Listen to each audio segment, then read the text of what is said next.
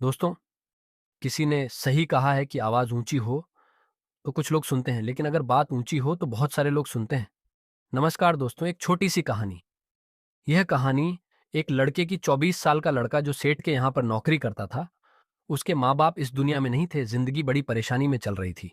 वह जाता था, रोजाना पैसे कमा करके घर आता था, खाना बनाता था, खाता था, सो जाता था। एक दिन उसने देखा कि एक बूढ़ा फकीर अपनी पीठ पर 3 ठेले लेकर एक शहर से दूसरे शहर की ओर जा रहा था। वह काफी बूढ़े भी थे और काफी देर से वह यूं ही सफर कर रहे थे। और आखिरकार कुछ दूर और सफर करने के बाद वह चलते चलते थक कर एक पेड़ के नीचे बैठ गए। तभी उनकी नजर एक नौजवान युवक पर पड़ी जो उसी रास्ते से जा रहा था, और वह भी उसी दिशा में जा रहा था जिस दिशा में उन बूढ़े फकीर को जाना था। तभी वह लड़का उन बूढ़े फकीर के पास से होकर गुजरा। इस पर वह फकीर उस लड़के से कहते हैं, सुनो बेटा, क्या तुम मेरी थोड़ी सी मदद कर सकते हो? ये ठेला बहुत भारी है और मैं बूढ़ा हो चुका हूं। मैं ज्यादा समय तक इनका बोझ नहीं उठा सकता और मैं बहुत थक भी चुका हूं। तो क्यों ना तुम मेरे एक ठेले को ले लो और मुझे उस दूसरे गांव तक पहुंचा दो। इसके बदले में मैं तुम्हें 3 स्वर्ण मुद्राएं दूंगा। वह लड़का उन फकीर की सारी बातें सुनता है और उन फकीर से कहता है, कोई कोई बात नहीं बाबा, मैं आपकी मदद करने के लिए तैयार हूं। कहिए, आपको कहाँ जाना है? ऐसा कहकर उस लड़के ने उन फकीर का एक ठेला उठा लिया और अपने कंधे पर ले लिया। तभी उस जवान लड़के को यह एहसास हुआ कि यह ठेला तो सचमुच बहुत भारी है। वह लड़का और फकीर दोनों रास्ते में आगे की ओर बढ़ चले।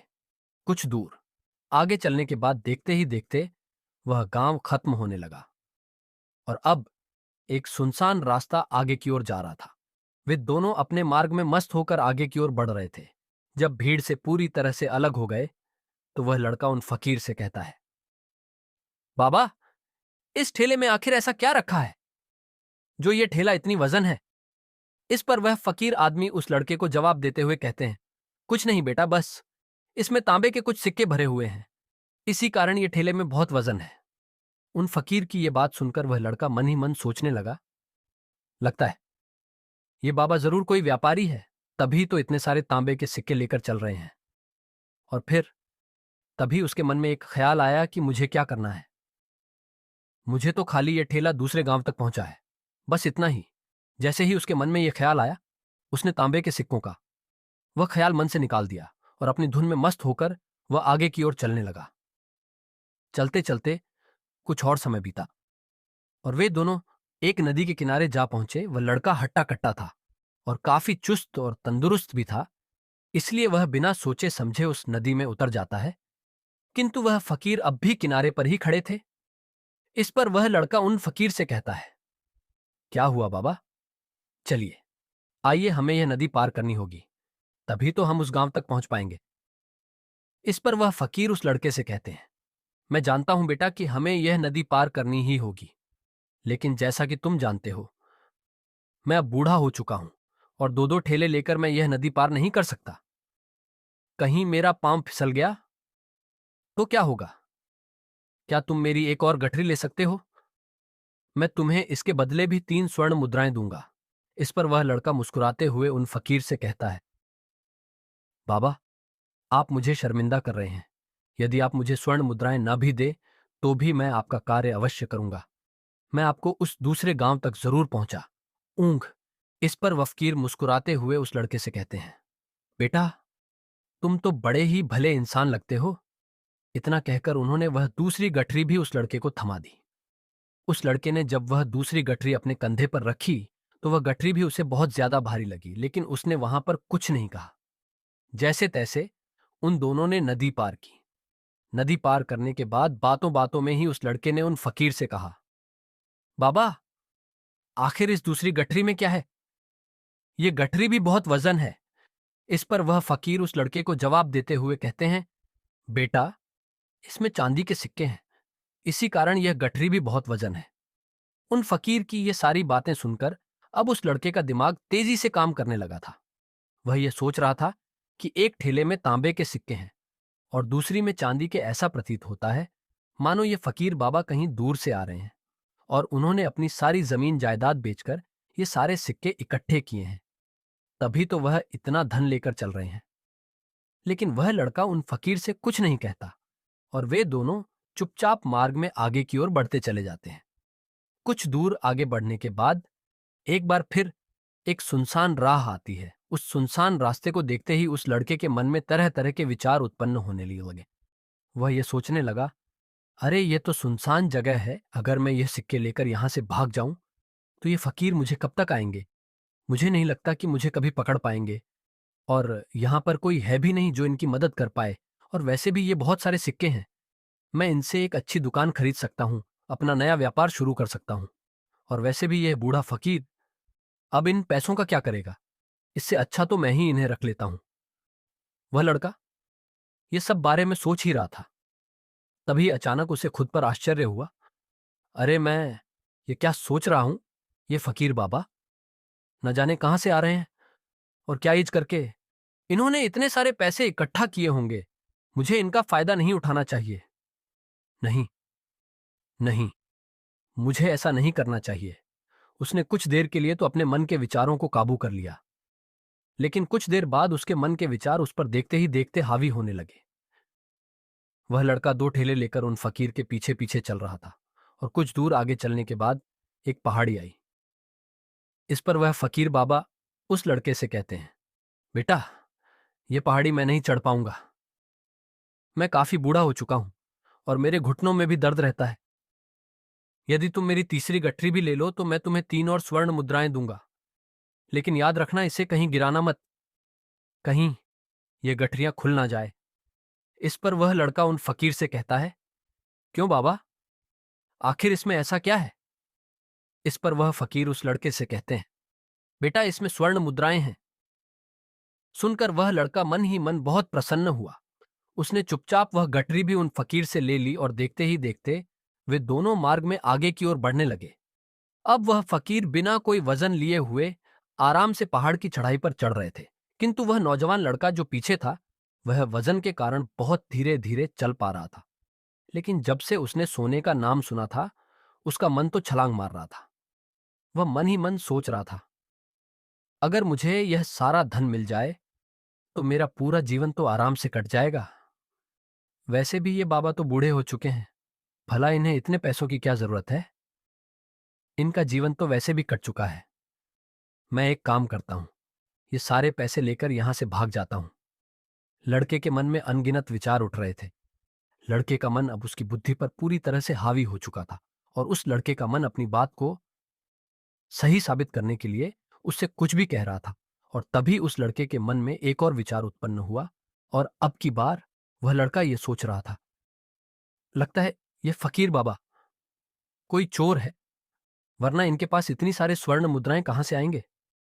अगर ये कोई व्यापारी होते तो भला ये इस तरह से पैदल यात्रा तो नहीं करते, और अगर इनके पास इतने सारे पैसे थे तो ये कोई ना कोई साधन भी तो अवश्य कर सकते थे।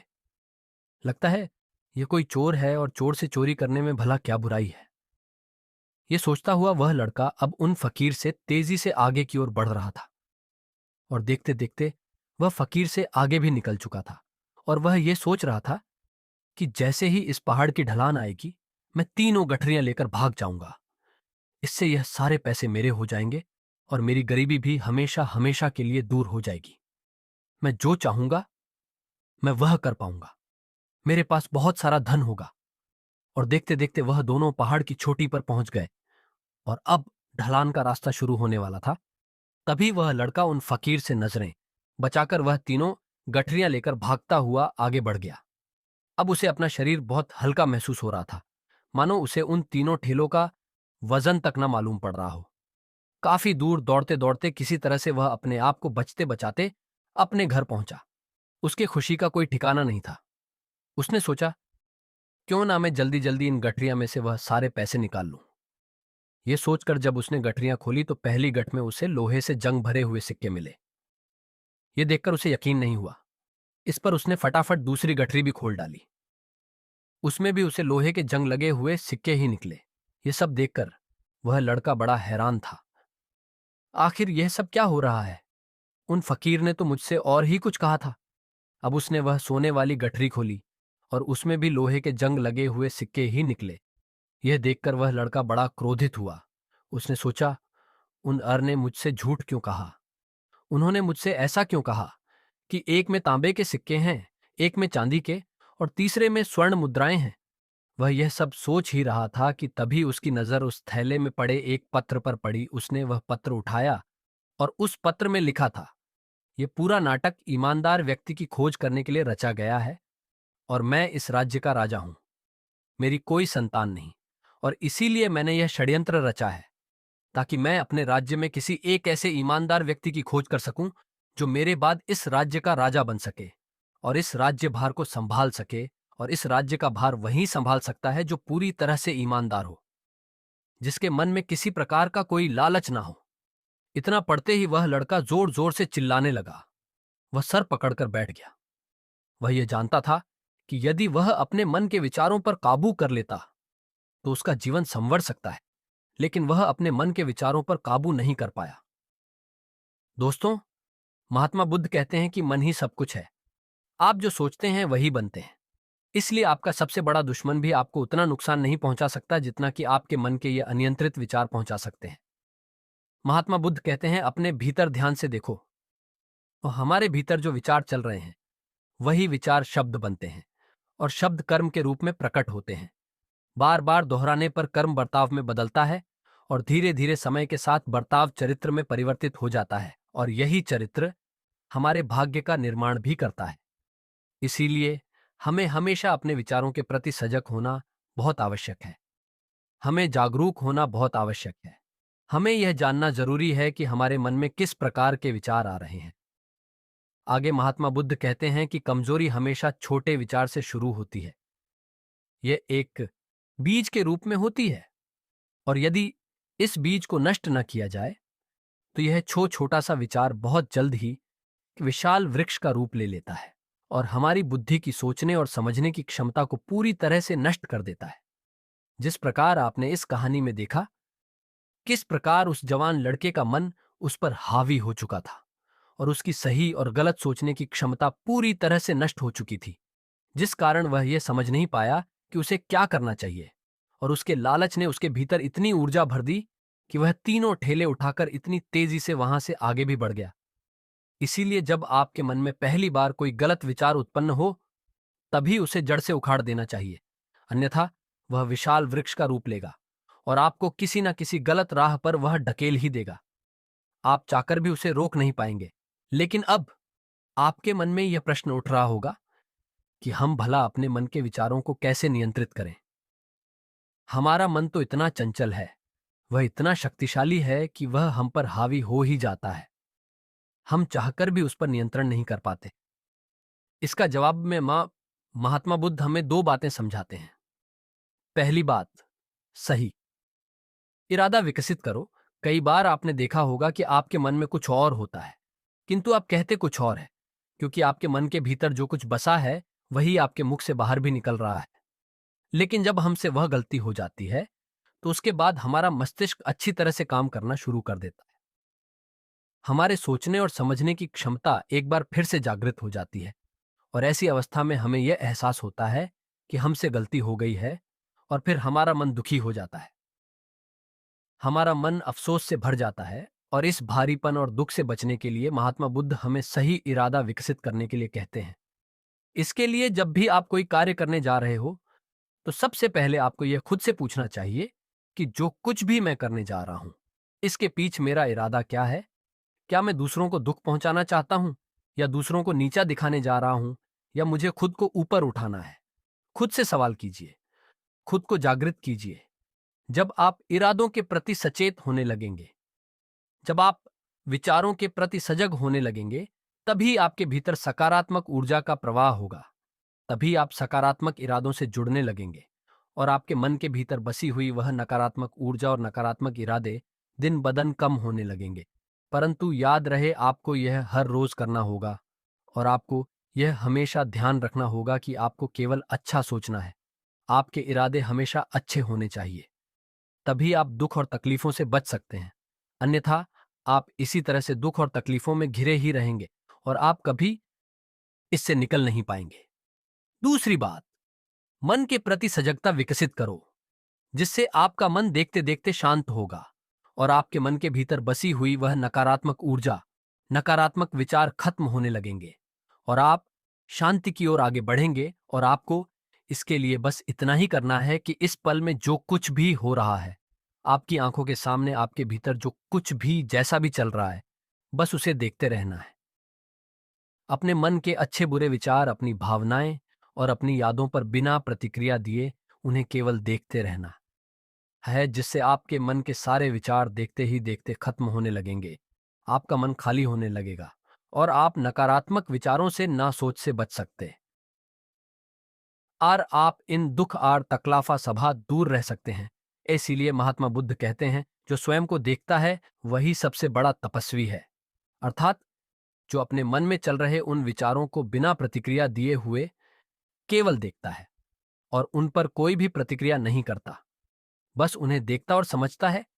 वास्तविकता में वही मन पर नियंत्रण भी कर सकता है और वही अपना जीवन सुखी और खुशहाली तौर पर जी सकता है। इसीलिए यदि आप भी अपने जीवन को सुखी और खुशहाल बनाना चाहते हैं, तो आपको सबसे पहले अपने मन पर नियंत्रण साधना ही होगा। अपने मन को खाली करना ही होगा। अपने मन के विचारों के प्रति आपको सजग होना ही होगा। दोस्तों, उम्मीद है कि आपने आज की इस वीडियो से जरूर कुछ ना कुछ सीखा होगा।